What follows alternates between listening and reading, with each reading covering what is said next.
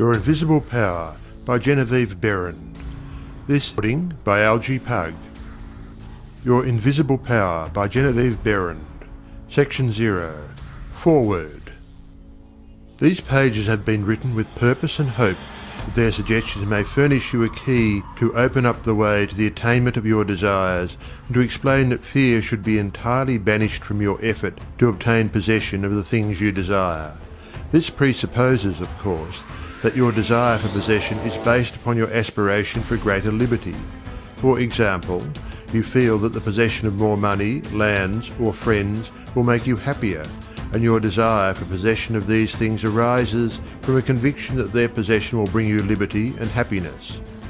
In your effort to possess, you will discover that the thing you most and ultimately need is to be, always, not spasmodically, your best self. That self which understands that the mistakes of those you love are simply misunderstandings. Your feeling that greater possessions, no matter of what kind they may be, will of themselves bring you contentment or happiness is a misunderstanding. No person, place, or thing can give you happiness. They may give you cause for happiness and a feeling of contentment, but the joy of living comes from within. Therefore, it is here recommended, rather than otherwise, that you should make the effort to obtain the things which you feel will bring you joy, provided, as previously stated, that your desires are in accord with the joy of living. It is also desired in this volume to suggest the possibilities in store for all who make persistent effort to understand the law of visualization and make practical application of this knowledge on whatever plane he or she may be. The word effort, as here employed, is not intended to convey the idea of strain. All study and meditation should be without strain or tension. It has been my endeavour to show that by starting at the beginning of the creative action, or the mental picture, certain corresponding results are sure to follow. While the laws of the universe cannot be altered, they can be made to work under specific conditions, thereby producing results for individual advancement which cannot be obtained under the spontaneous working of the law provided by nature. However far the suggestions I have given you of the possibilities in store for you through visualizing may carry you beyond your past experience, they nowhere break the continuity of the law of cause and effect. If, through the suggestions given here, anyone is brought to realize that their mind is a center through and in which all power there is in operation, simply waiting to be given direction in the one and only way through which it can take specific action, and this means reaction in concrete or physical form, then the mission to which this book is dedicated has been fulfilled.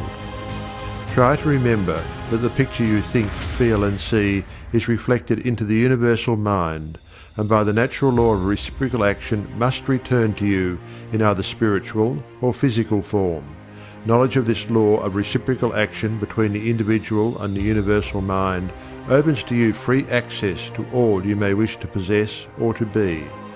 It must be steadfastly borne in mind that all this can only be true for the individual who recognizes that they derive their power to make an abiding mental picture from the all-originating universal spirit of life, God, and can be used constructively only so long as it is employed and retained in harmony with the nature of the spirit which originated it. To ensure this, there must be no inversion of the thought of the individual regarding their relationship to this universal originating spirit, which is that of a son or daughter, through which the parent mind acts and reacts. Thus conditioned, whatever you think and feel yourself to be, the creative spirit of life is bound to faithfully reproduce in a corresponding reaction. This is the great reason for picturing yourself and your affairs as you wish them to be as existing facts, though invisible to the physical eye, and live in your picture. An honest endeavour to do this, always recognizing that your own mind is a projection of the originating spirit, will prove to you that the best there is yours in all your ways. End of foreword.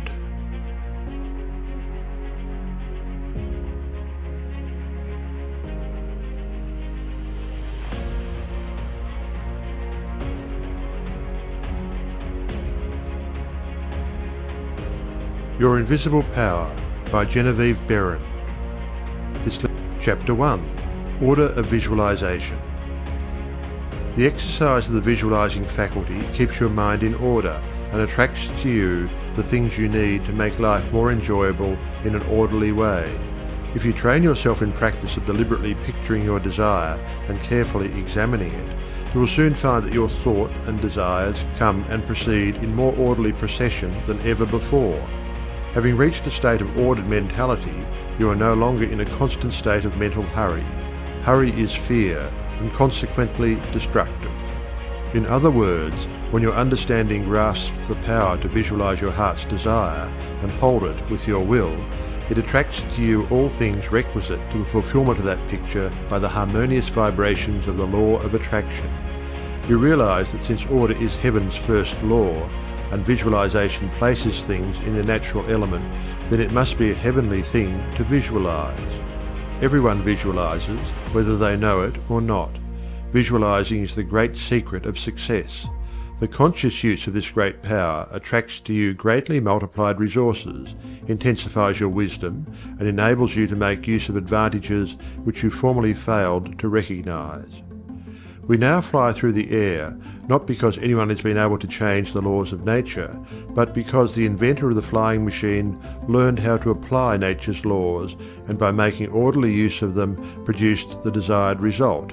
So far as natural forces are concerned, nothing has changed since the beginning.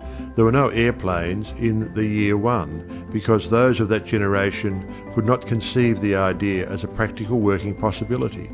It has not yet been done, was the argument, and it cannot be done. Yet the laws and materials for practical flying machines existed then as now.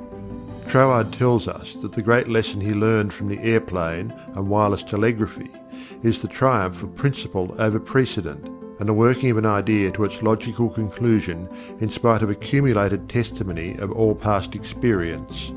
With such an example before you, can you not realize that still greater secrets may be disclosed?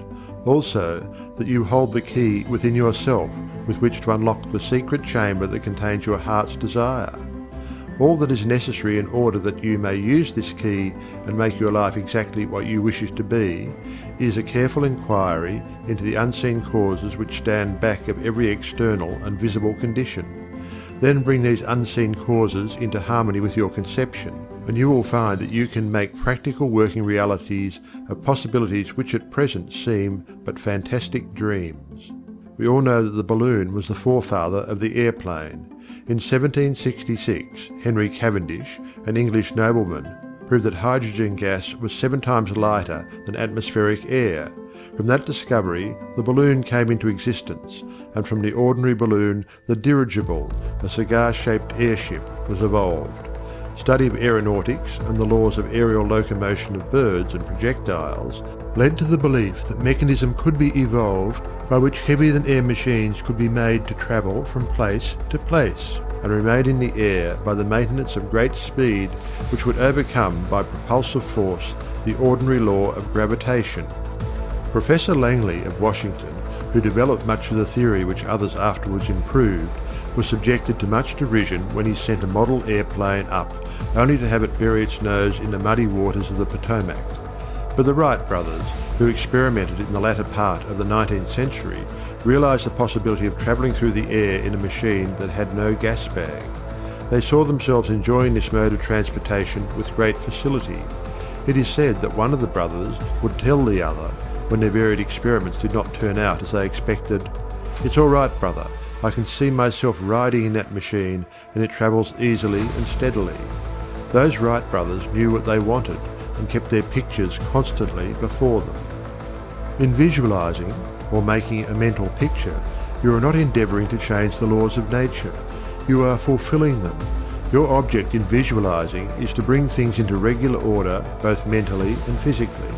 When you realize that this method of employing the creative power brings your desires, one after another, into practical material accomplishment, your confidence in a mysterious but unfailing law of attraction, which has its central power station in the very heart of your word picture, becomes supreme. Nothing can shake it. You never feel that it is necessary to take anything from anybody else. You have learned that asking and seeking have receiving and finding as their correlatives. you know that all you have to do is to start the plastic substance of the universe flowing into the thought molds your picture desire provides. End of Chapter 1.